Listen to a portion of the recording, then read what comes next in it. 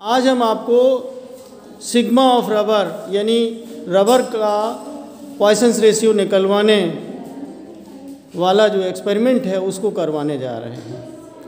ये आपको जो दिखाई दे रहा है, ये रबर ट्यूब काली सी जो लगी हुई दिखाई दे रही है, यही रबर ट्यूब है।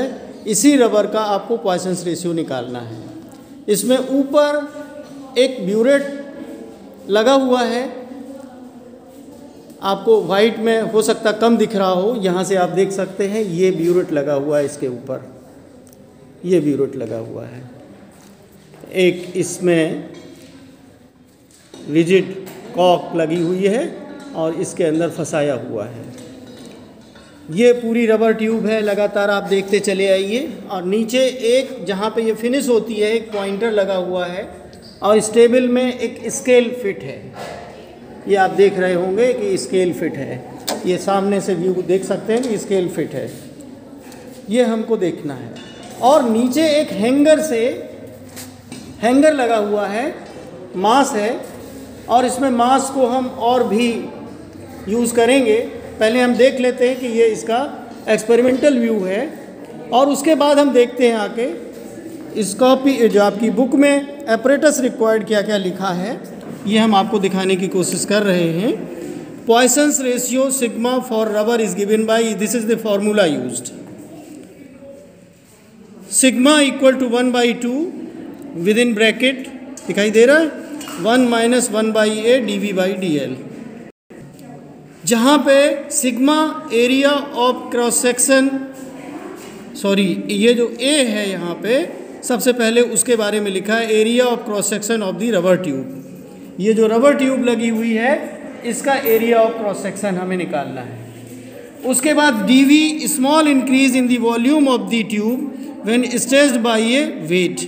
इसका जो वॉल्यूम है ये हम नोट करेंगे।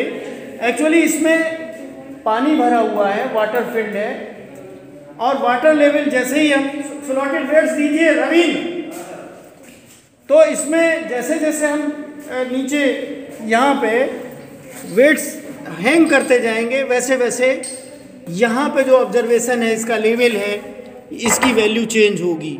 हम इसके सामने पॉइंटर से ये रीडिंग नोट करेंगे, ये dl के रूप में है उस फॉर्मूले में, और जो ऊपर है ये जो चेंज आएगा वेट को हैंग कराने से ये dv को रिप्रेजेंट करेगा।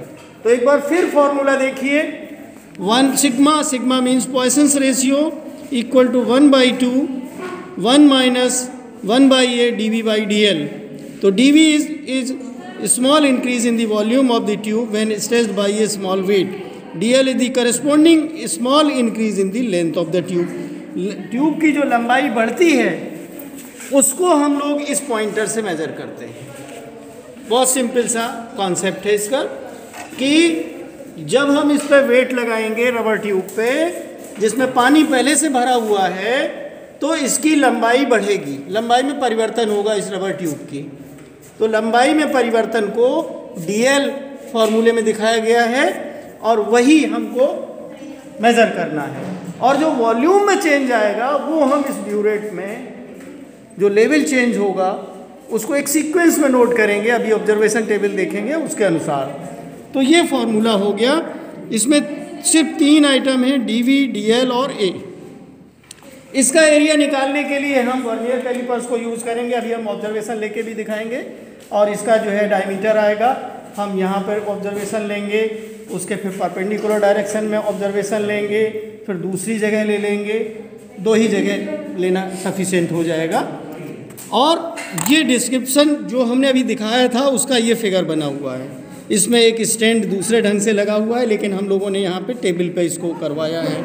इसकी स्केल इसी स्टैंड के साथ जोड़ी गई है, हमने यहाँ पे इसी टेबल के साथ इसको स्केल को फिट किया हुआ है। और जो ब्यूरेट ऊपर लगा हुआ है जिसमें पानी भरा हुआ है इस फिगर में आपको दिखाई दे रहा है। और इसकी जो लेवलिंग करी गई है, देखिए ब्यूरेट लिखा हुआ है, ये रबर स्टॉपर है जिसमें ये फंसाया हुआ है ब्यूरेट को, जो कि डूबा हुआ है इस रबर ट्यूब में।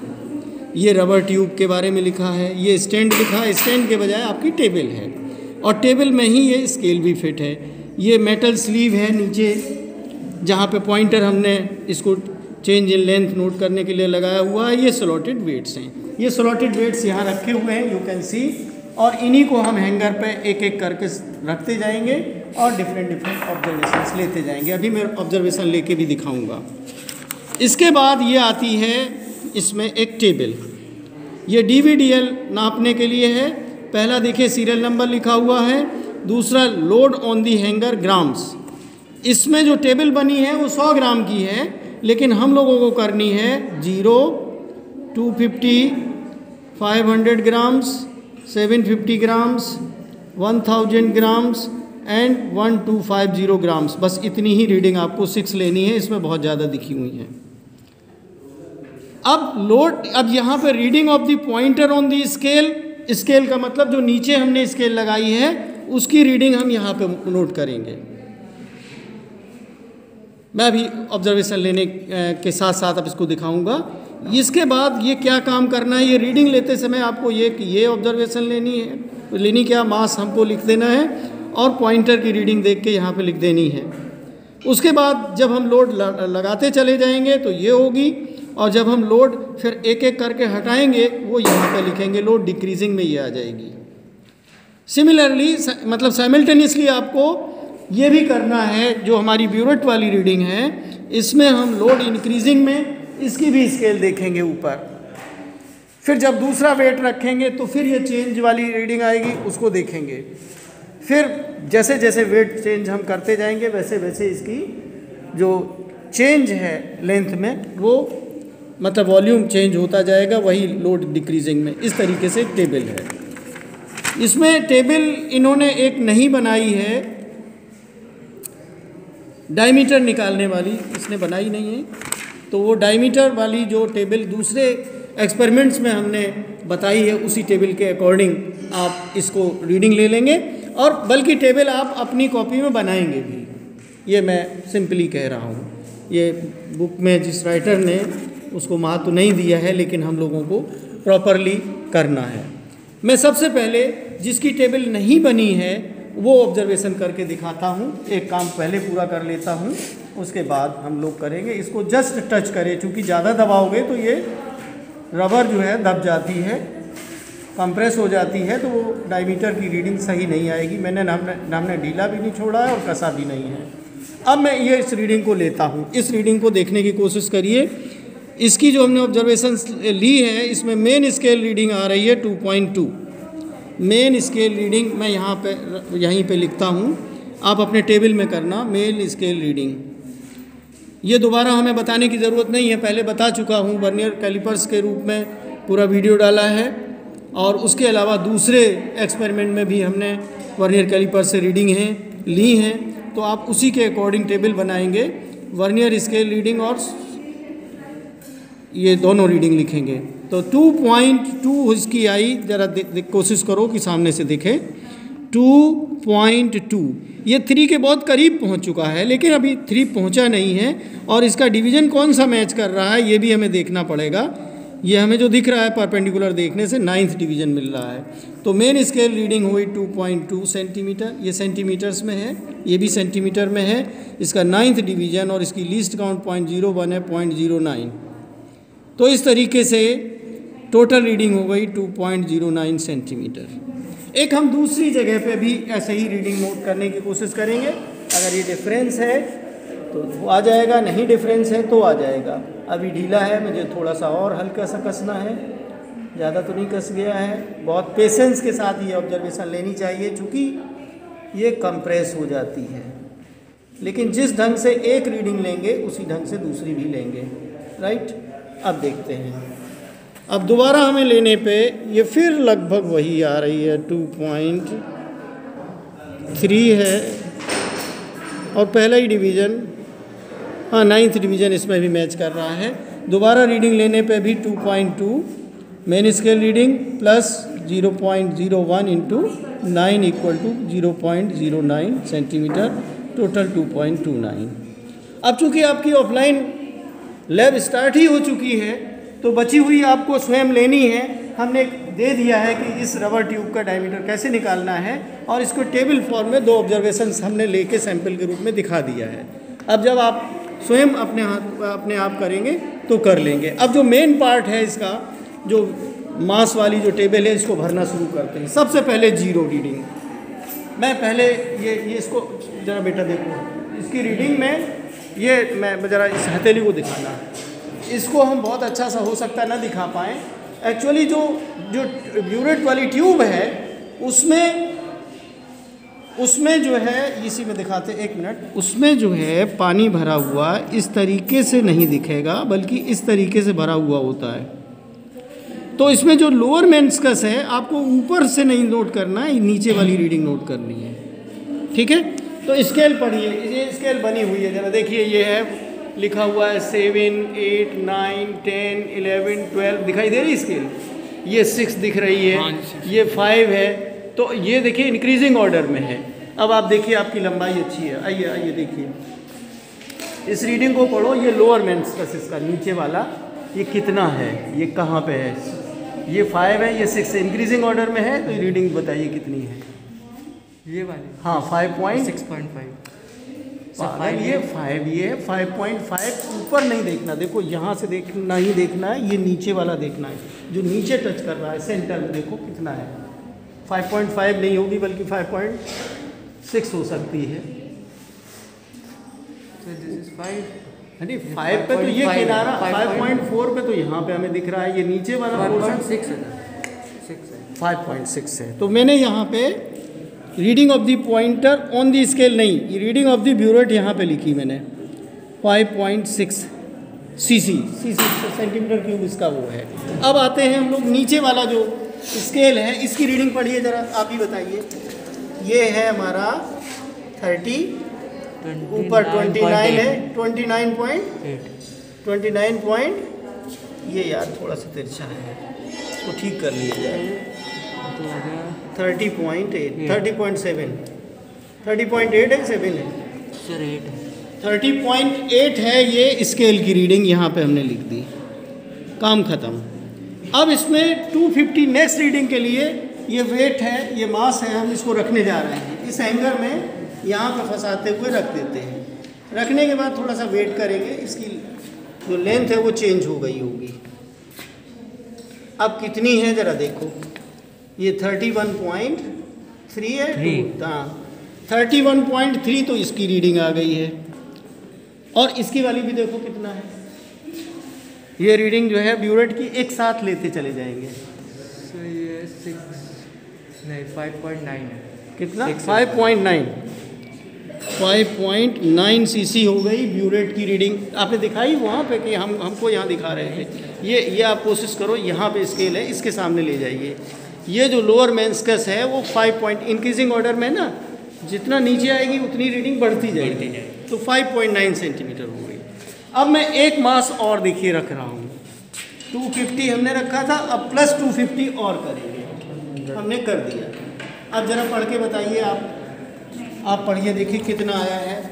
यही लोग पढ़ेंगे, यही लोग बताएंगे कितना है। 32.7 आ रही है ये ऑब्जर्वेशन, 32.7। अब इसकी भी रीडिंग पढ़ के बताइए, दिखाओ जरा, आप यही भी दिखाएं। आप 6.6 नहीं 33 पॉइंट है, कितना है, अच्छा 6.6, हाँ 6.6, ये सीसी ब्यूरेट रीडिंग है। इसके बाद फिर 250। अब आप रखिए, बहुत आसानी से, चूंकि आप लोग की प्रैक्टिस भी हो जाएगी, रख दिया आपने। अब स्केल बताइए आप, अब स्केल बताइए क्या है, 33 एग्जैक्ट 33। और ऊपर की रीडिंग भी लीजिए, आप दिखाते जाइए उसको, ऊपर की रीडिंग भी लीजिए, 33 एग्जैक्ट 7.2 हो गई है इसकी रीडिंग। नेक्स्ट 250 ग्राम, 1000 ग्राम हो जाएगा। हालांकि मैंने थोड़ा सा ये जो हैंगर लगा हुआ 33.6, कितना, 33.6 है नेक्स्ट रीडिंग। और इसकी ब्यूरेट की रीडिंग लेते हुए दिखाइए,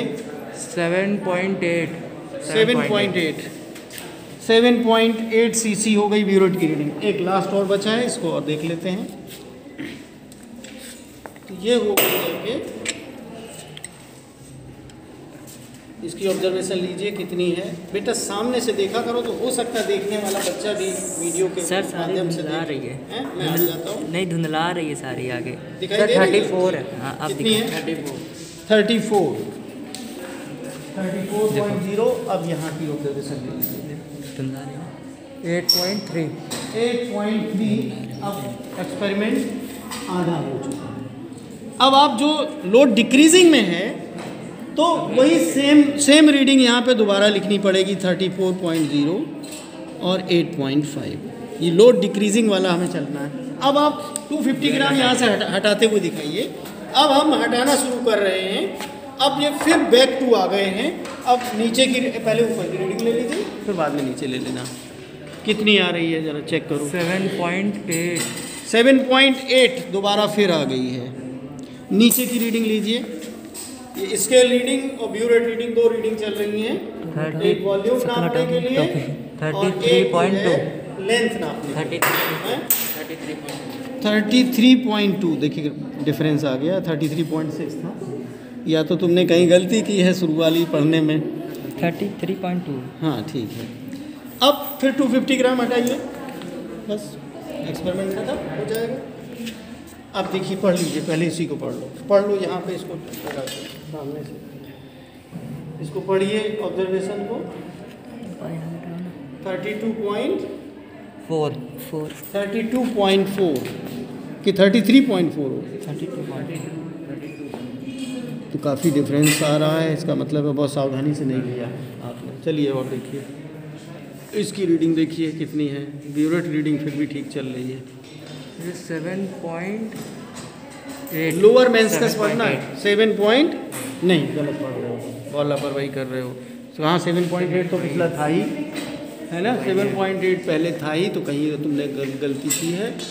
ये आपका है 9, ये 8 है, ये यहाँ तक तो खिंचा हुआ है। इस जगह पे देखिए कितना है। 7.5 है। 7.5 होगा। 5 है सर। देखिए 7.5 है। लोअर मेंस्कस पढ़ना है।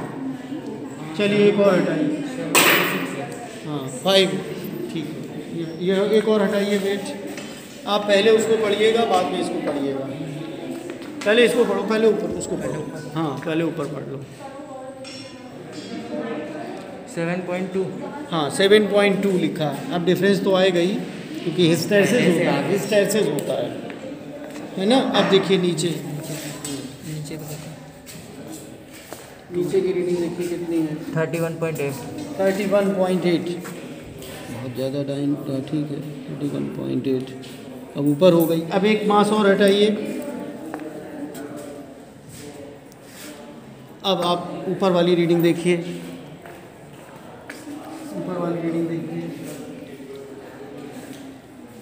6.2 पूरा सीधा 1 घटिया लापरवाही से हो रहा है। तो मैं बताऊंगा कि फिर आपको करना क्या है। चलिए दिखा, नीचे पढ़िए। तो वेट हटाना है। ये वेट हटा चुके थे। 1 2 3 4 1 2 3 4 5। हाँ इसकी रीडिंग आई नहीं है, पहले इसकी रीडिंग लिखी नहीं है। 31 ठीक है। 31 होगी 0। अब एक वेट हटाइए।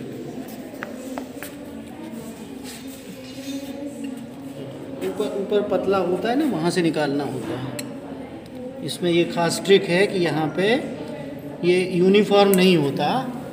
अरे बेटा यहाँ पे इन्होंने व्यवस्था बनाई है। पहले इसको नीचे ले जाइए। हाँ इसको नीचे ले जाइए। फंसा दिया है तुमने। अब ये ऊपर है ना, ये पतला है, यहाँ से निकाला। हाँ इसके निकालने डालने के लिए व्यवस्था बनाई गई है। तो ये यहाँ पे अब रीडिंग लास्ट ले लीजिए। लास्ट रीडिंग है 5.6 ठीक। और उसके बाद ये थोड़ा आना ये तो एसएच लॉट है 29.8 1 2 3 4 5 6 1 2 3 4 5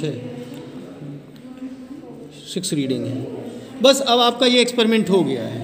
अब आपको क्या करना है, ये लोड इंक्रीजिंग, अब यहाँ से देखिए टेबल को ध्यान से, जो हमने ये रीडिंग्स भरी थी लोड इंक्रीजिंग में थी। ये सेम ऑब्जर्वेशन कॉपी करने के बाद एक एक करके जब हम मास हटाते गए थे, जो स्केल रीडिंग आई थी उसको हम यहाँ लिखते चले गए थे।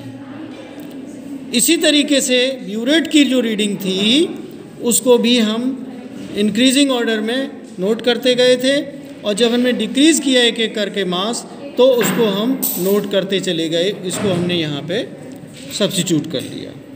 अब हमें क्या करना है, इसका मीन निकालना। जैसे यहाँ पहले 30.8 था, ये 29.8 था। ये मीन वैल्यू आपको यहाँ लिखनी है दोनों की, फिर इसके बाद इसकी मीन यहाँ लिखनी है। जब ये सारी ABCDEF लिख जाएंगी तब हम आपको बताएंगे।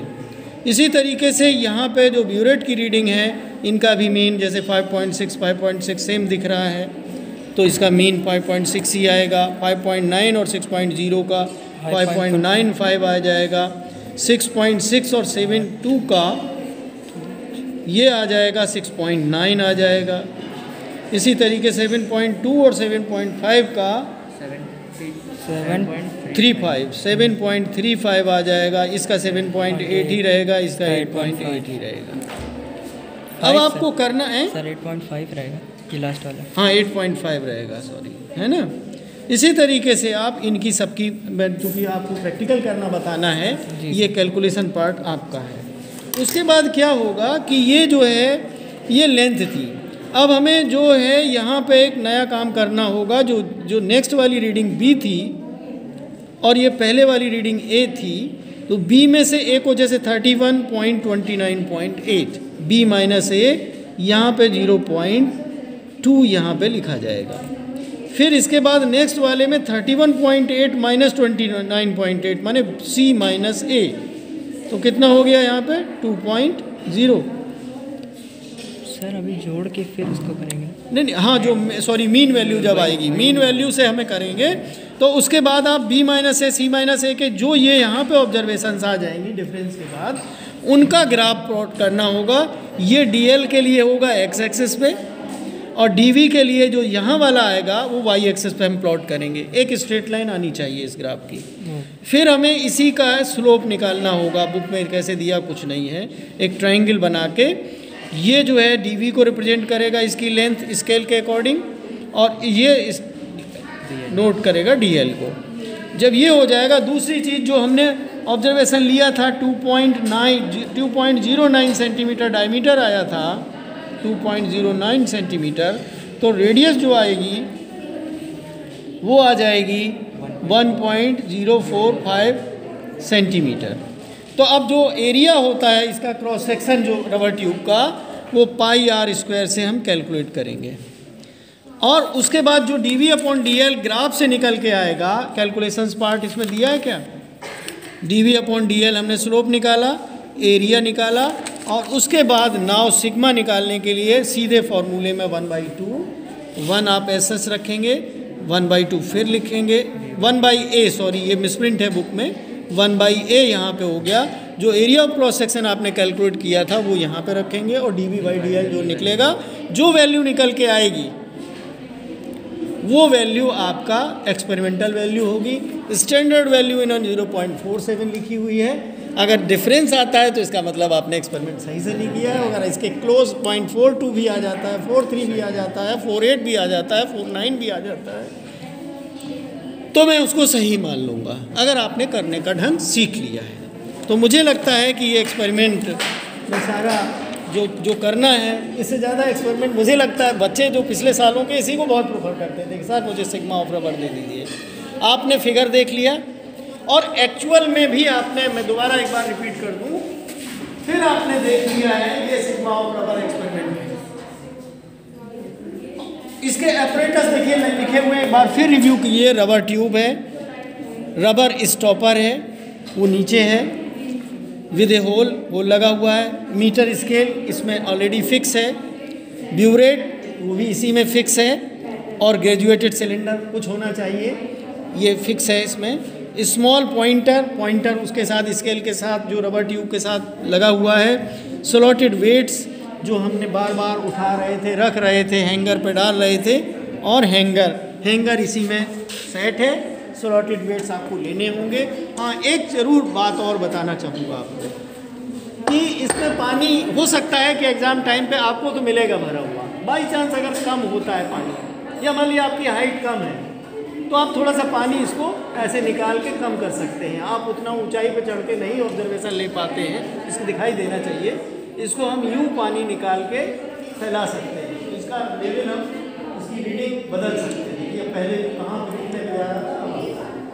तो आप जैसे हाइट कम है और यहाँ पे आपको देखने में अच्छा लग रहा है कि हम यहाँ से देख सकते हैं नहीं तो पानी हटा के, लेकिन यहाँ पे थोड़ा कीचड़ होगा, इसमें कोई शक नहीं है। आप लैब असिस्टेंट, लैब अटेंडेंट होते हैं, उनसे हेल्प लेके उनको इन्फॉर्म करके तब ये कर सकते हैं, अपने अकॉर्डिंग इसका लेवल सेट कर सकते हैं, है ना। तो इस तरीके से आपको क्या करना है, ऑब्जेक्ट आपको बता दिया गया है, फार्मूला यूज्ड में क्या चीज़ है ये भी बता दी गई है, एपरेटस का डिस्क्रिप्शन आपको दिखाया गया है, यही सारा जो इसमें लेवलिंग लिखी हुई है, बस ये करना है आपको। प्रोसीजर आपको एग्ज़ाम में लिखना नहीं, थ्योरी तो इसके लिए दी है, इसका डिराइव किया हुआ है, क्योंकि आपने इलास्टिसिटी पढ़ी हुई है, तो आप स्वयं डिराइव करके देखिएगा कि आप डिराइव कर पाते हैं कि नहीं। इसकी जो फिज़िक्स होगी वो इस फॉर्मूले के डेरिवेशन में छिपी होगी, क्योंकि ये थ्योरी में नहीं आता है, इसलिए हमने नहीं पढ़ाया है। अगर आप कोशिश करके स्वयं निकाल लेते हैं तो मैं आपको काफ़ी ब्रिलियंट स्टूडेंट मानूंगा। तो आप कोशिश करें कि आप अपनी जो भी हमने अभी तक फिज़िक्स पढ़ाई है उसका उपयोग करते हुए इस फॉर्मूले का डेरिवेशन सीख लें। इसमें डिराइव करके तो दिखाया ही हुआ है। प्रोसीजर आपको अपनी प्रैक्टिकल फाइल में नहीं नोट करना है।